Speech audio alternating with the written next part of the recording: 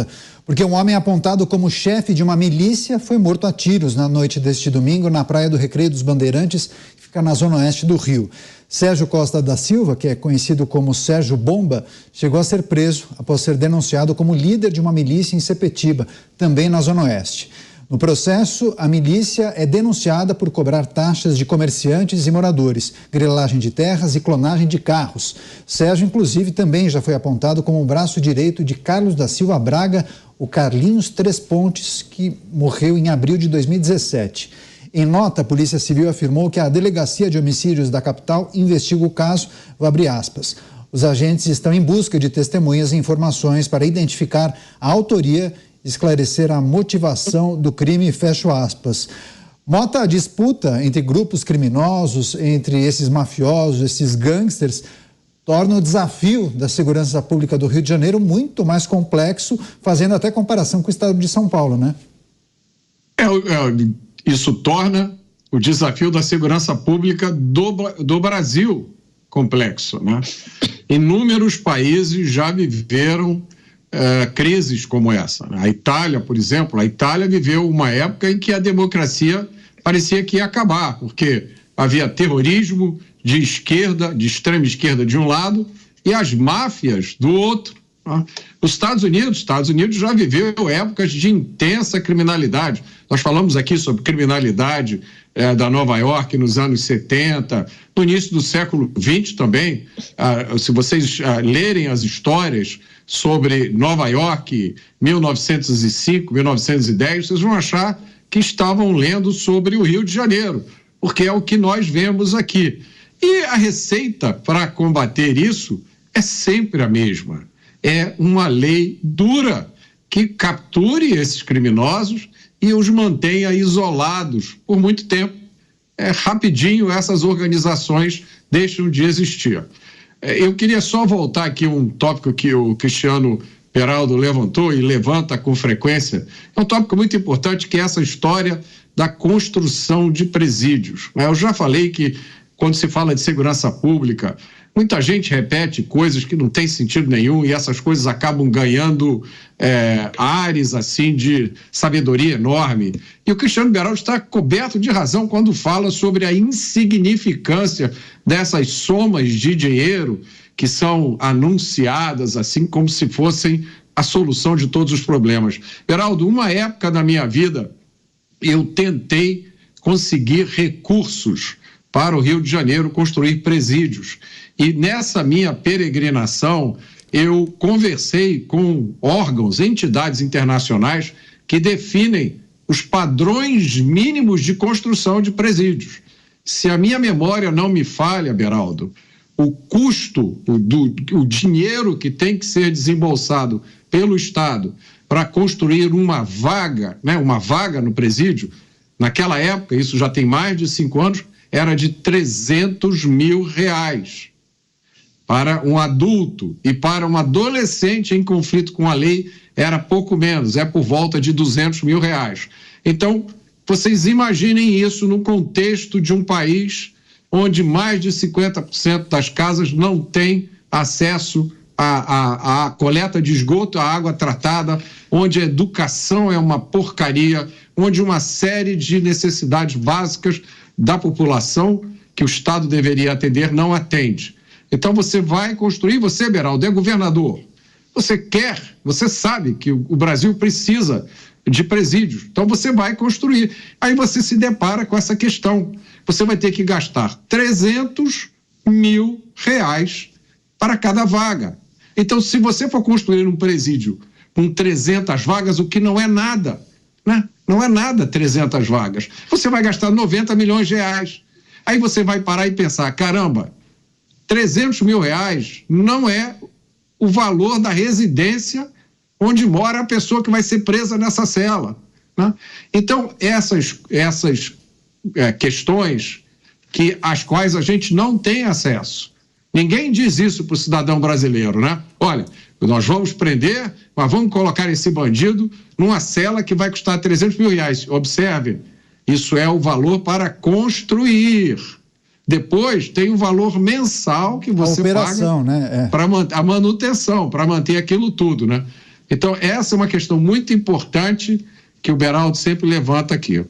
Pois é, acho que o Beraldo agora quer fazer um complemento, mas, Beraldo, 300 vagas, porque se a gente divide 90 milhões por 300 mil, a gente chega ao número de 300 vagas, como disse o Mota, não é nada, né? Se a gente for comparar, por exemplo, com aquela mega prisão em El Salvador, não faz nem cócegas, né? Não, se der uma batida num domingo de sol em Copacabana, já lotou o presídio, já vai faltar vaga. Essa é a realidade. Então, não adianta a gente viver no faz de conta. A gente tem que ser honesto diante da situação em que se encontra. É preciso fazer um mapeamento e entender até o tamanho real deste investimento, para que se trabalhe de forma objetiva e com um plano bem elaborado, sabendo-se de onde se está partindo e onde se quer chegar, para que venha dinheiro, que se consiga dinheiro para fazer. Olha, não é coisa de outro mundo, não, você ter um valor de muitos bilhões de reais para investir no controle da segurança pública do Rio de Janeiro, porque você faz isso tendo já no passo 2 um projeto de desenvolvimento econômico, de recuperação da educação, de capacitação da mão de obra juvenil. Você já consegue transformar por completo, a partir da resolução do problema da segurança pública, você muda por completa realidade o futuro daquela comunidade. E tem dinheiro no mundo para isso. Se falaram, olha, vai custar 10 bilhões de reais. Vai ter 10 bilhões de reais, não tem a menor dúvida disso. Entendeu? Inclusive, outro tema, enfim, que a gente tem discutido muito, déficit zero. Olha, se nós tivéssemos um déficit para pegar 10 bilhões de reais e resolver o problema de segurança pública do Rio de Janeiro, era o déficit que valia a pena. Porque aí sim você ia gerar uma atividade econômica como consequência daquilo, que este déficit, esse investimento, seria irrisório ao longo do tempo. Mas não, a gente tem um sadismo, a gente gosta de não falar a verdade, de falar meias verdades, de transformar fatos, de maquiar números. Isso é insano, porque não nos colocamos na posição de resolver problema algum. Mas esse problema específico é o problema que tira a vida dos brasileiros. 40 mil vidas por ano. Nada deveria ser mais urgente e importante do que isso. Só que quando a gente vai ver, como lembrou o Zé Maria, tem dinheiro para emenda, para fazer pracinha, campo de futebol e festa de inauguração. Aí tem bilhão adoidado. Mas para fazer um projeto para valer, para resolver um problema tão grave como esse, aí não tem. Tem que entrar na fila e vai ficar lá atrás. Dinheiro tem, né, Zé? Mas falta o quê? Vontade política, é isso? É aplicar direito. Esse é o desafio de toda a gestão pública. Um dinheiro aplicado de forma, vamos dizer, imprópria, é uma irregularidade mesmo que faça licitação, que faça todo o processo. Olha, Mota, neste final de semana eu ouvi uma frase que mudou o meu conceito. Num restaurante de um amigo meu, alguém disse lá para uma pessoa, não, você quer comer de graça? Você vai para a Papuda. Eu tinha o conceito de que não existe almoço de graça. E aí ontem eu aprendi que tem sim, na Papuda. E me lembrei do saudoso Arnaldo Farid Sá, um deputado que lidava muito com segurança pública. Ele foi para a tribuna da Câmara dos Deputados com o menu do presídio, né?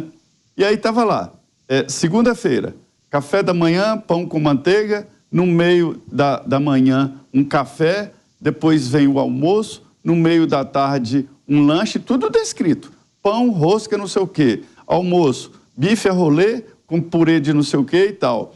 Jantar, tal. E depois tem um café no meio da noite. E visita íntima, aí é a cereja do bolo. Aí eu pergunto a humilhação do cidadão, que mora num palacete de 300 mil, que é uma cela. Tem café da manhã, café no meio da manhã, almoço no meio da tarde, jantar e visita íntima. Ô Mota, quantos brasileiros têm esse direito, hein? Eu vou te dizer, nem a visita íntima, não existe esse direito no Brasil e eles têm. Então, assim, acabou aquela frase de não existe almoço de graça. existe sim, na cadeia. Vai lá, Mota. Tem duas coisas que eu queria observar aqui, que também não estão presentes nunca no debate sobre segurança pública, e o Cristiano Beraldo falou sobre realidade. Visitem as prisões de vários países. Vão às prisões do Reino Unido, vão às prisões da França, vão às prisões dos Estados Unidos. Em nenhum desses lugares as prisões são resort. Em nenhum desses lugares as prisões são o que a esquerda brasileira imagina. Pelo contrário, vocês conhecerem o sistema prisional americano, vocês vão ficar surpresos, porque lá não é um reino de amor, lá não há terapias, lá as pessoas não são felizes. Na verdade, elas são muito infelizes lá. Nos Estados Unidos tem umas prisões conhecidas como Supermax, onde estão os presos mais perigosos. Alguns deles não vão sair nunca de lá. Conheçam essas prisões e entendam que isso é prisão. Por mais que um país seja uma democracia, como os Estados Unidos é, por mais que o país defenda o cumprimento dos direitos humanos, como os Estados Unidos defende, prisões nunca vão ser essa fantasia ideológica que a esquerda brasileira insiste que elas têm que ser. E se não for assim, não pode prender. É lógico que o objetivo é não prender. A história das prisões é uma mera desculpa. E aí eu quero chamar a atenção de vocês para uma notícia que a gente deu faz pouco tempo. Foi autorizada a captação de 16 bilhões de reais para projetos pela Lei Rouanet. Lembram disso? Sim. Pois bem, peguem 16 bilhões de reais, dividam por 300 mil reais por vaga. Isso dá 53 mil vagas decentes, de acordo com os padrões internacionais para os presos. E aí eu pergunto a vocês, se a prioridade é dar condições dignas aos presos que estão presos em presídios medievais, por que não se pega esse dinheiro que vai ser usado para shows, trios elétricos, produção de CDs? Por que não se pega esse dinheiro só uma vez, gente? Só dessa vez. Vamos construir 53 mil vagas humanas decentes. Eu vou responder a pergunta que eu mesmo fiz. Não se vai fazer isso, porque isso é conversa fiada. Não existe nenhuma intenção de ampliar ou melhorar o sistema prisional. O que existe é a intenção de promover o caos, de dificultar a prisão de criminosos, para que as coisas fiquem cada vez piores e a gente fique olhando por uma troca de cargos lá em Brasília, que troca o nada por coisa nenhuma, e ficamos com esperança de que alguma coisa vai mudar nesse país. Pois é, só para a gente fechar esse assunto, Zé Maria, você fez um comentário rápido, mas eu acho que seu microfone estava fechado, quer fazer agora? Uhum. Sim, rapidamente, é para dizer, Mota, que prisão é para isso mesmo, é para passar dificuldade, não pode ser hotel. Me lembro aqui de uma frase do ex-presidente do Supremo, Joaquim Barbosa, né? Ele disse o seguinte, respondendo a um pedido do advogado de José Genuíno, que entrou com habeas corpus para liberar o José Genuíno da cadeia. E o grande argumento era de que José Genuíno estava preso e estava deprimido. E aí ele escreveu lá na sentença, cadeia é para isso mesmo, para ficar deprimido mesmo, não é para ficar feliz, não. Pois é, essa conta rápida que o Mota fez agora para a gente, Beraldo, ultrapassaria, se pegasse esse valor da Lei Rouanet, 50 mil vagas, é isso, né, Mota? 53 mil vagas. Então, a mega prisão de El Salvador comporta 40 mil presos, ô Beraldo. Não, tem que aplaudir a ideia do Mota, porque ela é maravilhosa, faz todo sentido. Um país que tivesse de fato a fim de resolver o problema de segurança, tomaria uma medida dessa, uma atitude dessa, incentivo para as empresas que, ao invés de pagarem seu imposto de renda, coloquem dinheiro nos projetos de segurança pública. Mas aí, antes de ter o destino do dinheiro, é preciso ter um projeto para resolver. E você não tem.